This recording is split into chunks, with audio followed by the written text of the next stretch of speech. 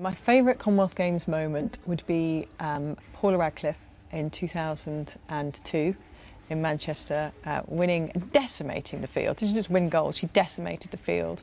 And I remember sitting at home watching her and crying because, you know, she'd just been the bridesmaid for too long at major events and never the bride, you know, and kind of hadn't won those kind of global medals. And I remember writing her a fan letter basically afterwards and told her how amazing she was and how inspirational she was. And now I get to sit next to her at work and, and work alongside her. So, you know, sometimes dreams do come true.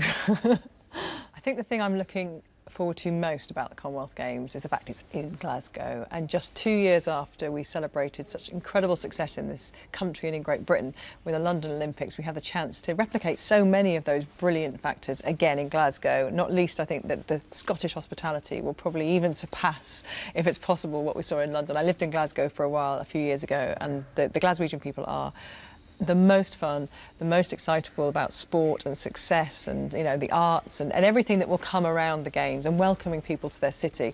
So I think the fact that it's in Glasgow, as well as the fact that the Commonwealth Games throws up some brilliant sporting surprises and has a slightly different sporting schedule to the Olympics. So we see sports like rugby sevens and netball, which we don't see in the Olympics. So there's just a different slant on the sports and slightly different history, therefore. So it's different enough to be something with its own identity, but also I think the similarities with the Games that took place on these shores a couple of years ago means that people will get behind it really quickly. As an ex-gymnast who competed in the Commonwealth Games, I'm looking forward to watching the gymnastics and seeing our men in particular, actually, who did so well in London as a team. Now they split up a little bit and it becomes England and Scotland, actually, because you've got the two Daniel Purvis and Daniel Keating's competing for Scotland, and then you've got Max Whitlock and of course Lewis Smith is out of retirement. You know, is he going to be in the team or not? So you've got the team split up slightly, which will be very interesting. The women's gymnastics with Rebecca Tunney, now British champion, you know, she was just this young girl coming through, the youngest athlete to compete for Great Britain in London, is now, you know, a star of gymnastics who should be winning medals on that stage. And you know, those kind of people, seeing them come into their own at this stage in their careers will be great.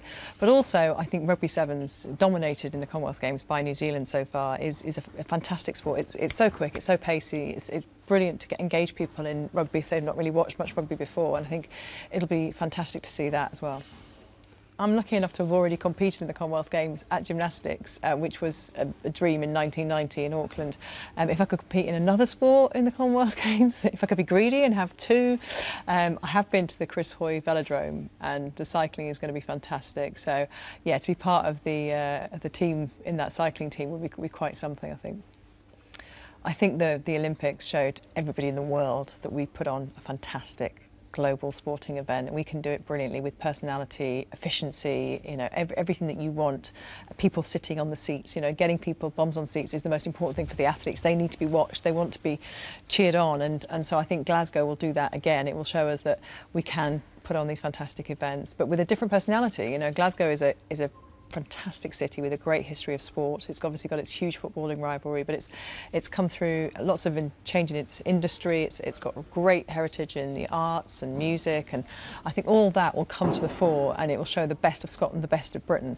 And I think the Scottish crowds will love their home athletes as well and get really, really behind them. You know, I think when Michael Jameson is on the blocks, I think that, you know, the atmosphere inside that pool is going to be absolutely electric, although that's quite dangerous with the water, isn't it?